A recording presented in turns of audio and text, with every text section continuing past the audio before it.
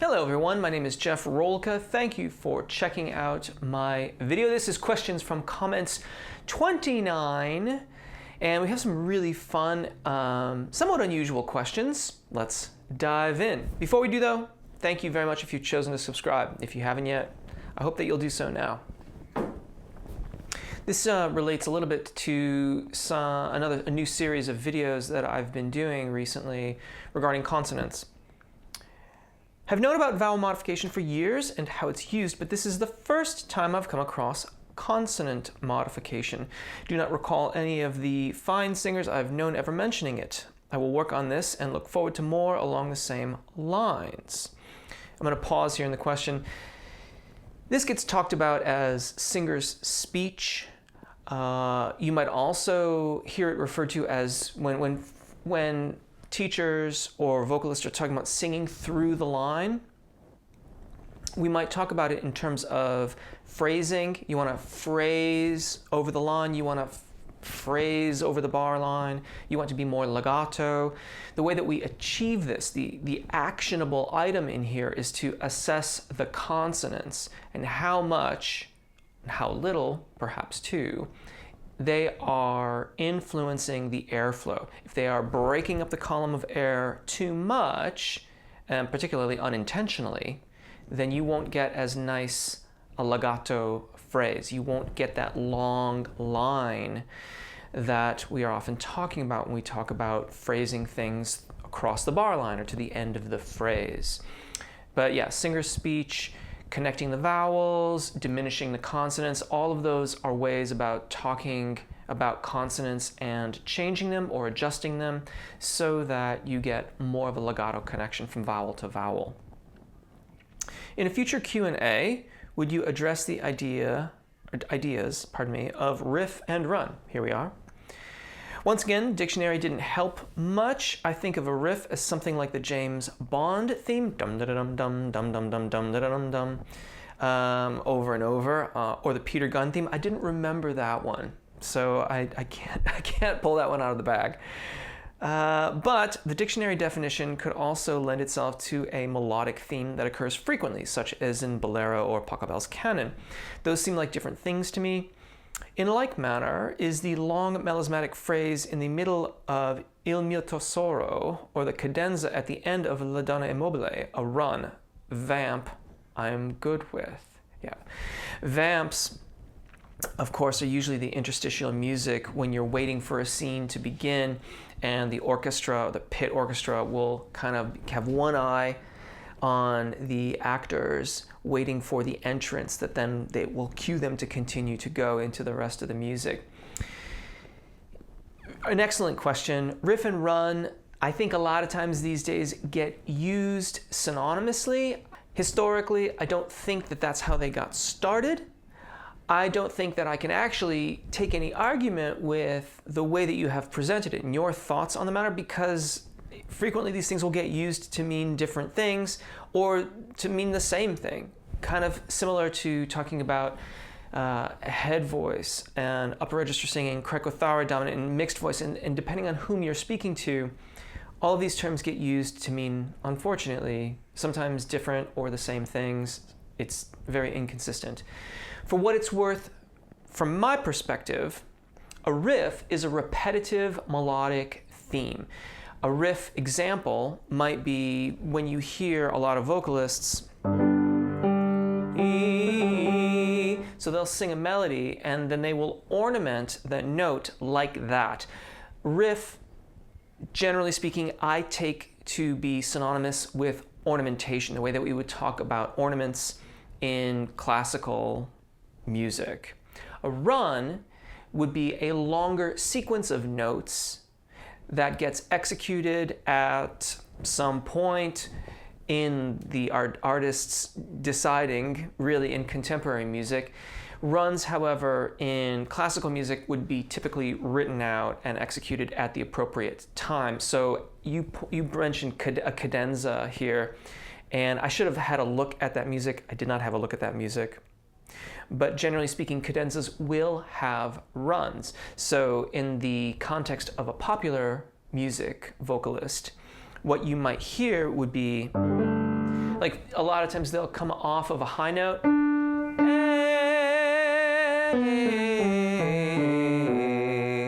and they will execute a series of pitches on, in this case, a descending pentatonic scale by way of doing something artistically, basically, by having a bit of artistic expression in their melodic ideas there.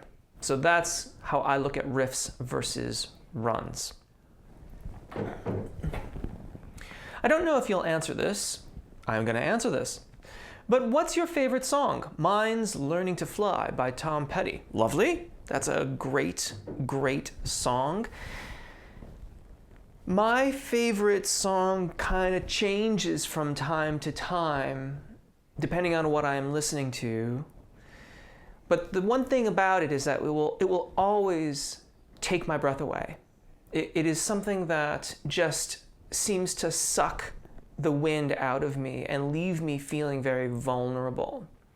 So to be quite forthright and frank with you, right now I'm listening to a lot of Phoebe Bridgers, her new album, or it's not like recently new, but the one that she's still promoting, I think, and hasn't done any new albums as Phoebe Bridgers. She's done other projects, I believe, but Punisher.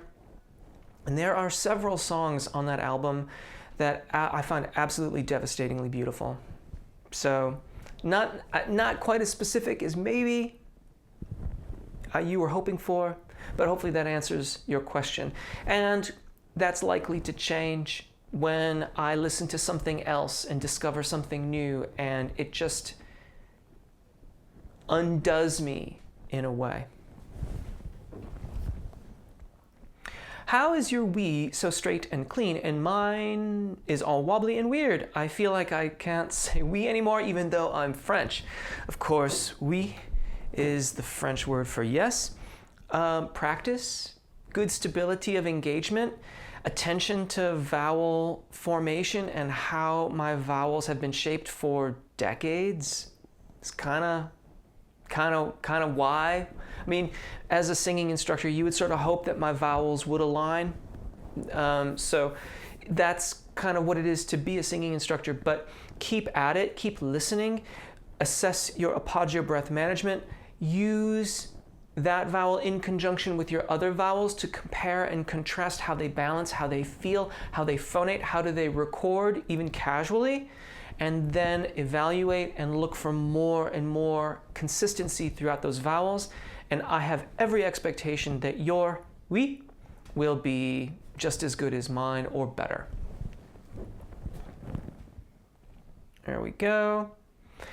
Idea for a vocalization video, or even something to address in a questions video, when a vocal melody features an entrance on an unprepared non-chord tone, which resolves stepwise to a chord tone. Any tips or exercises for nailing entrances on dissonances? Great question. An oral skills training practice would be extremely helpful in this regard. So if you're not already doing something of do, re, mi, fa, so, fa, mi, re, do, re, and having that re, do, you could also kind of learn songs that have those notes in their melodies. For example, the second scale degree resolving to the tonic, as I did here. That's how Yesterday starts, but by the Beatles, if you're not familiar with their music.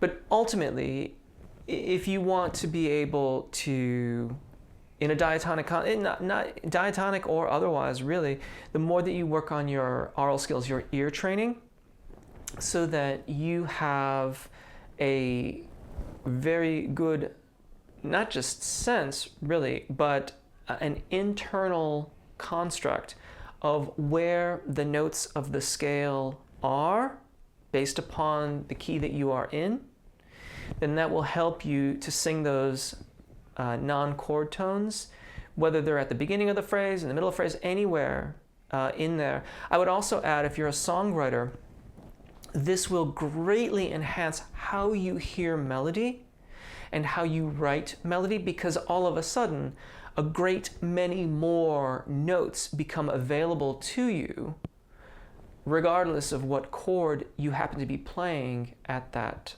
time in your song. I love all the questions, by the way. Great questions.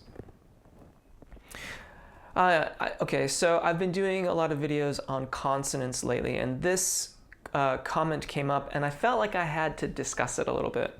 The CH is easy, make the sound of a choo-choo train. David Bowie gives a great demonstration on his song Changes. Changes. I wouldn't recommend that. That's a great example of a sort of character usage of the ch, but that is breaking up the flow of air mightily. And if you have to use that in the middle of a phrase where you're trying to be legato, you will find that if you've practiced that a great many times, it will become particularly difficult. It will break up the air column quite a lot. It will break apart that phrase. And especially if you are in the upper register of your voice, it has the potential to even disrupt the configuration of the vocal fold and bring you out of where you are in your register. So a great character usage of those consonants, a great song, an amazing artist, not how I would suggest you practice your CH consonants. Hello, Jeff. Tell me please, since childhood I have had a very strong problem with hearing. I do not get into sheet music a lot, although I have been practicing for about 2 years. Over time, the situation got better, but I still very often do not get it, although sometimes I hear that I am singing out of tune, but sometimes I cannot release the desired note. How would you advise to solve the problem of hitting notes? Do you have any special exercises for this? So there's kind of, I perceive several different questions in this question. Regarding sheet music, 2 years in the grand scheme of the life of a musician is a very short period of time. Keep going, keep at it, keep on challenging yourself to look at new music and to ingest it in ways that help you, and then continue on learning more and more new music. 2 years is a short period of time when it comes to musical study. Singing notes, being out of tune, those don't necessarily have a lot to do with your ability to read the music. Though if you're struggling in all these different things simultaneously, well then it's really not a surprise that you're singing out of tune. Any one of these things out of alignment or distracting you from how you are practicing apogeo breath management or the vowels or where you are in your range, any of those things can impact your ability to sing in tune or even finish the phrase successfully. So pick apart these items and watch as each of the individual skills get better for you, and then put them all back together. So work on your sheet music reading, sometimes while you're doing your vocalizations perhaps, other times away from it. Work on your apogeo breath management, how you expand and engage in order to quote-unquote support your singing voice. Consider your vowel alignment. How do the 5 cardinal vowels align when you are doing your vocalizations? This will greatly impact your ability to implement that in your song. The better that your vowels align, the better efficiency of the system you will get, and so you will sing in tune much better. Work on your ear training. That is the ability to take a tonic, for example, like let's say that's the tonic. Do, mi, so, fa, mi, re, ti, do. And sing the notes of the scale without playing them first. So you have a mental construct of where the pitches are. Solfege is a great practice for this. That's part of what it was developed to do. I would suggest you explore it.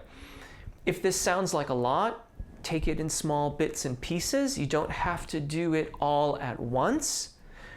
but get into it so that you have a manageable daily practice that incorporates these elements. It will take some time, it will take some energy. You might need to get some lessons or some help, but there are people out there that do these things that will be happy to help you and that will speed you along. And watch as all of these elements come together to support your singing and make you a better and better vocalist, but really better and better musician too. I hope that helps. Finally, I always find getting into my mix and singing into my mask on my higher notes gets blocked with airflow. Should I be shooting air up behind into nostrils? In the past, I think I've found that happens, and also even some air almost coming out of my ears. But yeah, should all my singing be simply pushing air into the mouth and upper soft palate, or if I can, push it behind and higher up into the nasal cavities for the top of my range? I never got that instruction from my other teacher, and I just need to understand in order to at least know what I could be doing wrong. Hard to say, honestly. It depends on how you are using your voice right now. You're talking about feeling blocked, and the language that you're using suggests the usage of I'm interpreting it as a fair degree of force. That's not exactly how it feels to me when I am singing in the upper register of my voice. There is certainly a lot of energy that I am expending around the core of my body, particularly in maintaining an expansion of the rib cage. That's how I identify my engagement being working properly, is in this lateral pushing out and expansion.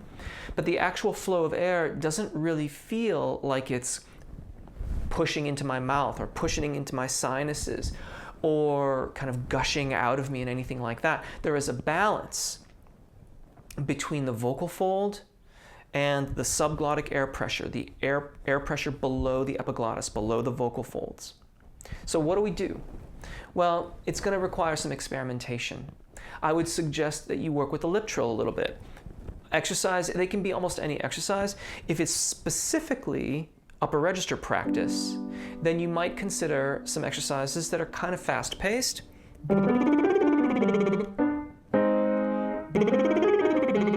And just if you'd like to know, that is a 1-octave arpeggio.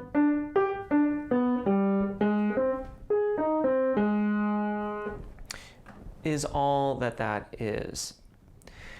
Do them quickly so that you don't have time to try to force your vocal folds into a configuration that you have used in the past. That's why those exercises are done quickly.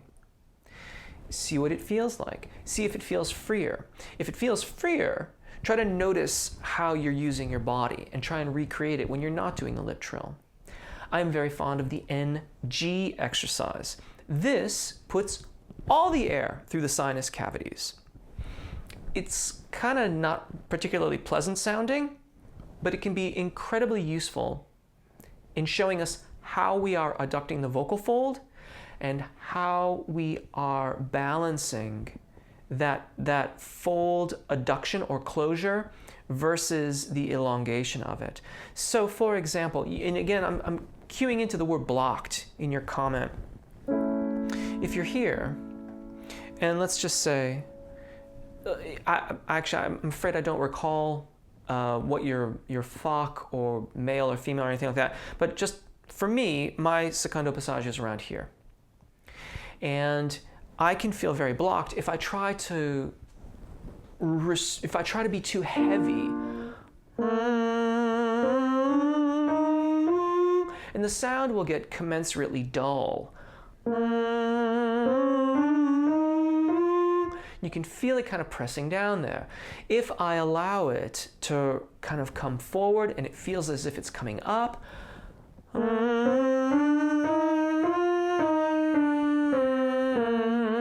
Despite the feeling of physical changes internally, it actually sounds more consistent. And then when I release it to an ah vowel, for example,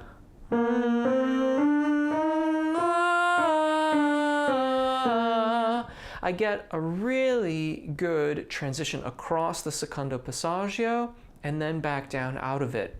This is due to the balance of the vocal fold, and that is what will result in the fullest, most consistent in-tune sound. Balance is what we are after when we talk about being in tune or having power or resonance or any of those things. We begin with balance. And then, if we still need something else, we can adjust from there. So I do hope that helps. Thank you all, as always, for your questions. I appreciate them very, very much. Thank you to my Patreon supporters. It is with your support that I can continue to serve the singing community, and I am very grateful for you. So thank you again. Have a wonderful, wonderful day. Take really good care of your voices. Enjoy singing, and hopefully we'll see you again. Bye.